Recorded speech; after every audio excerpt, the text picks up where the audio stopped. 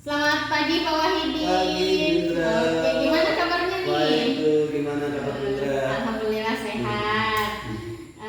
Gimana Pak Wahidin? Sudah sampai di mana persiapan supervisinya? Alhamdulillah sampai dengan hari ini saya sudah sampai kepada beberapa dokumen administrasi pembelajaran. Insya Allah ya 90% ya. Mantap ya Pak, sudah 90%. Iya, semangat ini lahir dari teman-teman juga gitu ya. Luar biasa sekali Pak Wahidin ini. Terima kasih Bunda udah kasih semangat saya. Oke. Kira-kira Pak, ini kan mata pelajaran produktif ya yang akan saya supervisi nanti.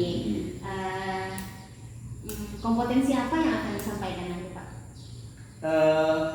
Karena saya diamanai sesuai dengan surat tugas dalam satu online berpendidikan, saya akan mengajarkan 2 kelas dan 2 mata pelajaran untuk 2 kelas, yaitu pendederan ikan dan pembenihan ikan.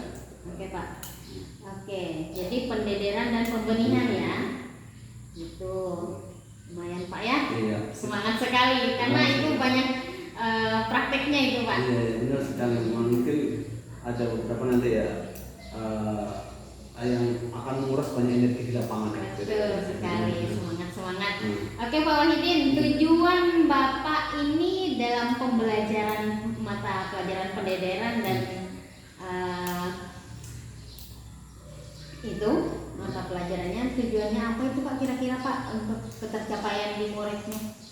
Kalau ketercapaian harapannya setidaknya anak-anak ini kembangkan di bidang pendederan yang nantinya terkait dengan sistem aquaponik, di mana mungkin bagi sekolah kita ini hal yang baru. Kemudian saya akan menerapkan untuk mencapai tujuan itu dengan cara blended learning. Ya. Blended learning ini kita tahu bahwa anak-anak kita itu punya beberapa sisi kelemahan, di mana ketika kita menggunakan metode pembelajaran sama dia hanya menyerap 10% saja. Kemudian ketika mereka melakukan pembelajaran secara kelompok dan interaksi sosial hanya sekitar 20% saja ya.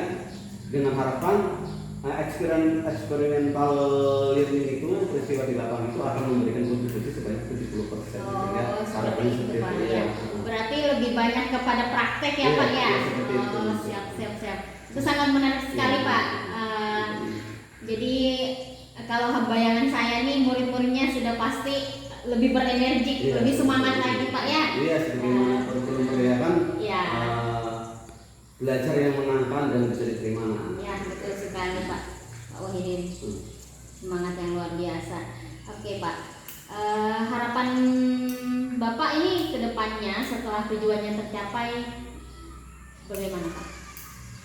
Harapannya gini ya, karena kita adalah orang yang beragama, harapannya seperti semangat kita yang menunjukkan kita dalam mengajar itu lah.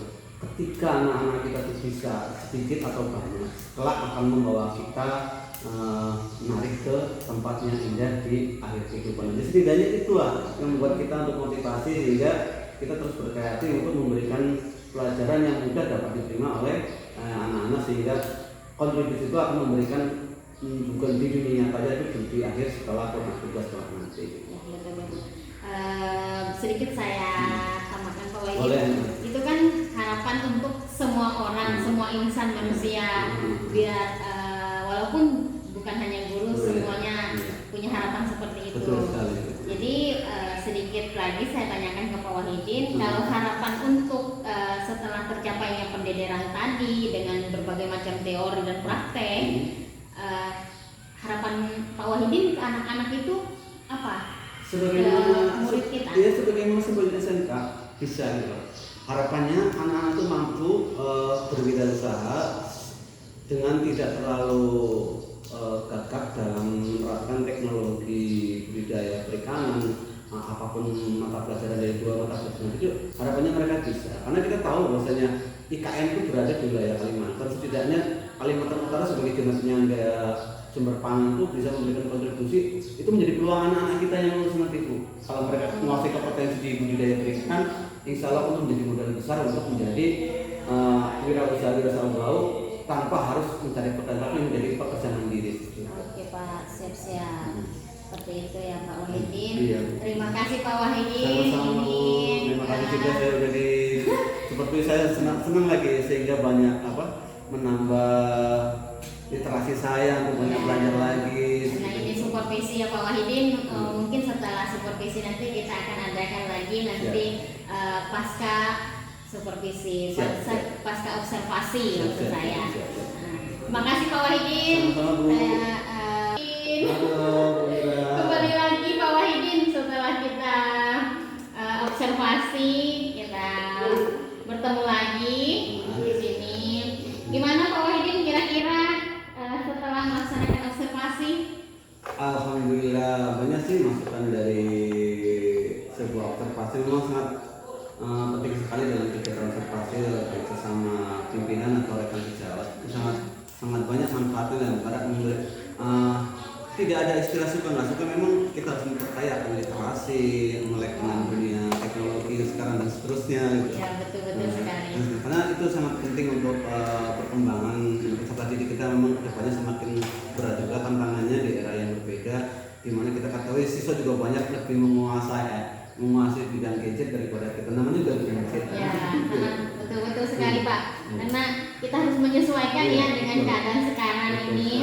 Apa-apa harus dengan teknologi yang canggih. Kadang mereka lebih paham daripada kita. Seperti itu ya Pak Wahidin. Kemudian Pak, kalau Bapak bisa menilai anak-anak peserta didik Bapak di kelas itu, kalau dikasih nilai 1 sampai 10, kira-kira nilai berapa yang Bapak berikan ke mereka? Yang mungkin di 85 ke atas. 85 ke atas. Karena bahwasanya portofolio itu bukan suatu jaminan utama untuk memberikan sebuah kontribusi, tapi ketika terjadi interview tentang peristiwa praktek di lapangan itu lebih banyak memberikan kontribusi dengan membuat redaksi sendiri, mereka berbicara sendiri, melaporkan sendiri. Karena kita ketahui banyak sekali siswa juga ada yang merasa bisa menceritakan peristiwa kejadian praktek secara lugas, ada juga yang mampu secara portofolio, tapi di lapangan berbeda juga. Hal itu juga terjadi. Mungkin itu hal yang unik nanti kita sudah sangat sudah kompeten banget ya Pak kalau sampai nilai itu bagus. Jadi dua orang ini harus dikolaborasikan, yang pinter praktek sama yang pinter membuat redaksi secara portofolio. Itu dikolaborasikan. Berarti Bapak ini akan berkolaborasi dengan teman-teman yang lain ya? Iya seperti itu. Mungkin anak-anak juga bisa diterapkan seperti itu. Ya betul Pak, betul. Indikator-indikatornya ya. Paham. Kemudian Pak, yang saya tanyakan lagi, indikator yang sudah tercapai Pak?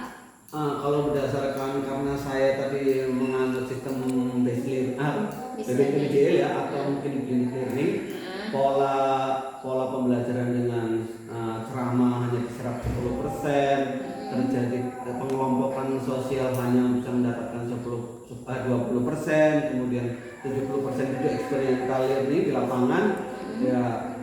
Ya, pola itu yang harus terapkan dan dengan harapan anak-anak ini mampu membuat sesuatu yang mendasar dalam hal kompetensi di lapangan, bisa mampu merencanakan sebuah proyek di lapangan, bisa menyusun jadwal kegiatan praktek sendiri seperti itu, sehingga peserta didik itu mandiri lah seperti itu, sehingga dapat kita tinggal mengevaluasi, membuat perangkat evaluasi untuk anak-anak seperti itu. Keren. Banyak sekali ya Pak Wahidin indikator-indikator yang sudah tercapai. Iya, sebagian di dalam kurun waktu, mudah-mudahan dalam 1 semester ini bisa dicapai sebagaimana ya. Mudah-mudahan kita bekerja sama semua Pak Wahidin, sama-sama berkolaborasi ya. Kebetulan juga teman-teman kita banyak yang dari non produktif, kita nanti bisa berkolaborasi dengan mereka. Mungkin sedikit saya sampaikan Pak Wahidin, kalau pengalaman teman-teman yang lain untuk meningkatkan aktivitas mereka dalam proses pembelajaran tetap bahagia dan menyenangkan, kita harus menyampaikan sedikit game, kemudian kita harus menyampaikan sedikit pertanyaan-pertanyaan pemantik sehingga rasa ingin tahu mereka itu lebih tinggi Pak. Seperti itu ya, ice breaking dan lain sebagainya gitu ya Pak. Untuk memotivasi dan kolaborasi. Ya, untuk memotivasi teman-teman juga, peserta didik kita juga seperti itu. Cukup Pak Wahidin? Oke, terima kasih Pak ya. Terima kasih atas waktunya sudah membantu saya. Baik Pak, saya akhiri. Yang tutup. Ya. Masih hidup kan? Inilah sudah hidup gak itu? Demikian saya telah melaksanakan observasi kepada rekan sejawat yang ada di sekolah saya di SMK Negeri 1 Tanjung Palas Utara bersama beliau Bapak Wahidin. Kemudian beliau juga ini baru saja melaksanakan tugas di salah satu BPMP pertanian yang berlokasi di Jawa Barat atau tepatnya di Cianjur. Beliau juga telah dinyatakan sebagai guru yang sangat kompeten dalam bidang agribisnis perikanan, gitu ya. Terima kasih untuk kesempatannya. Saya akhiri. Assalamualaikum warahmatullahi wabarakatuh. Waalaikumsalam warahmatullahi wabarakatuh.